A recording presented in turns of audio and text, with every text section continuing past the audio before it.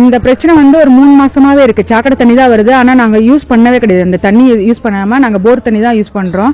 அதே மாதிரி கேன் தண்ணி தான் நாங்க வாங்குறோம். இன்னொன்னு எங்களுக்கு மழை தண்ணியும் இந்த பக்கம் நாஸ்தி ஆகுது, சாக்கடை தண்ணியும் இந்த பக்கம் வருது ஜாஸ்தி. 2 பாத்ரூம் கூட அந்த தண்ணியில வரும். இப்ப அதனால நாங்க சொந்தமா இந்த மதில் வச்சிருக்கோம். வச்ச பிறகுதான் இதுக்கு எல்லாமே சொல்யூஷன் பார்த்தாங்க.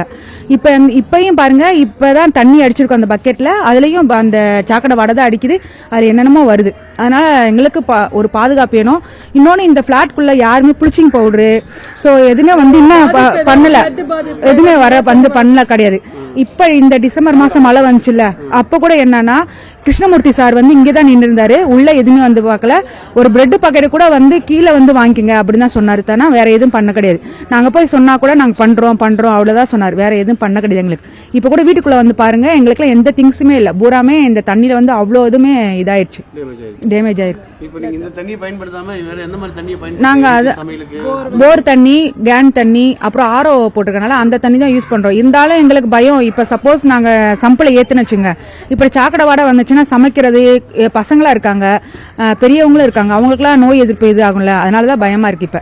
இப்ப அதனாலதான் நாங்களே உங்களை கூப்பிட்டு நாங்க பேசுறோம். அந்த தண்ணி யூஸ் பண்ணவே முடியல. என் பேர் போனா. நாங்க ஒரு 10 சொந்த வீடு இது 15 வருஷமா இங்கதான் இருக்கிறோம்.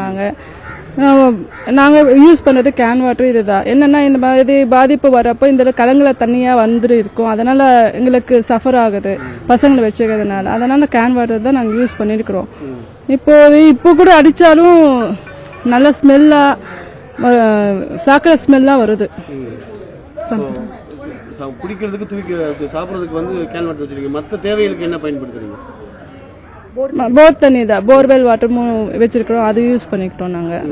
அதுதான். சென்னை குடிநீர் வாரியத்துக்கு நீங்க என்ன சொல்ல விரும்புறீங்க? மெட்ரோ வாட்டருக்கு கொஞ்சம் சுத்தமான தண்ணி விடணும். ஓவர்ஃப்ளோ இந்த எங்க சாக்கடை தண்ணி ஓவர்ஃப்ளோ ஆகுது, சொன்னாலும் அவங்க ஸ்டெப் எடுக்க மாட்டேன்றாங்க. மோட்டர் கெட்டு போச்சு, ரிப்பேர் ஆயிடுச்சு, நாங்க என்ன பண்றது, அது எல்லாமே ஏதோ ஒரு சாக்கு சொல்லிக்கிட்டே இருக்கிறாங்க. உடனே ஆமா, ஆலந்தூர் ரோடு கொஞ்சம் மேடு பண்ணணும், எங்களுக்கு தான் பாதிப்பு வருது. எல்லா ஆலந்தூர் ரோடு தண்ணி எல்லாம் அங்க லாஸ்ட்ல இங்க பிளாட் இருக்கிறதுனால எல்லா தண்ணி இங்கதான் வருது. அதுக்கு ஏதாவது சொல்யூஷன் பண்ணணும் அவங்க. இந்த தடுப்பு சுவர் கட்டினதுனாலதான் டிரைனேஜ் குடிநீர்ல கலக்குது அப்படின்னு சொல்லி அவங்க சொல்றாங்க விளக்கம். இல்ல இது அது வெளியில ஒரு ட்ரைனேஜ் சம்ப் வச்சிருக்காங்க, செவர் கிட்டயே ஒரு ட்ரைனேஜ் இது வச்சிருக்காங்க, அதுல இருந்து ஓவர்ஃப்ளோ ஆகுது. அவங்க சரியா மோட்டர் போடாத இருக்கிறதுனாலதான் இங்க ஓவர்ஃப்ளோ ஆகுது. அந்த ஓவர்ஃப்ளோ எங்க பிளாட்டுக்குள்ள வருது தண்ணி, அதனால நாங்க செவரு கட்டிருக்கிறோம். எங்களுக்கு ஒரு வாரமா அந்த ஓவர்ஃப்ளோ தண்ணி ஸ்மெல் பண்ணி வீட்டுக்குள்ள இருந்தாலும் அந்த ஸ்மெல் வீட்டுக்குள்ள வரைக்கும் வருது தண்ணி. அதனால நான் செவரு கட்டிருக்கோம். அது இல்லாம எங்க பொறுப்பு பசங்க எல்லாமே ஒரு மாதிரி கலாட்டா பண்ணிட்டு எங்க வீட்டு பசங்களை ஒரு பொண்ணு கூட்டிட்டு போயிட்டாங்க.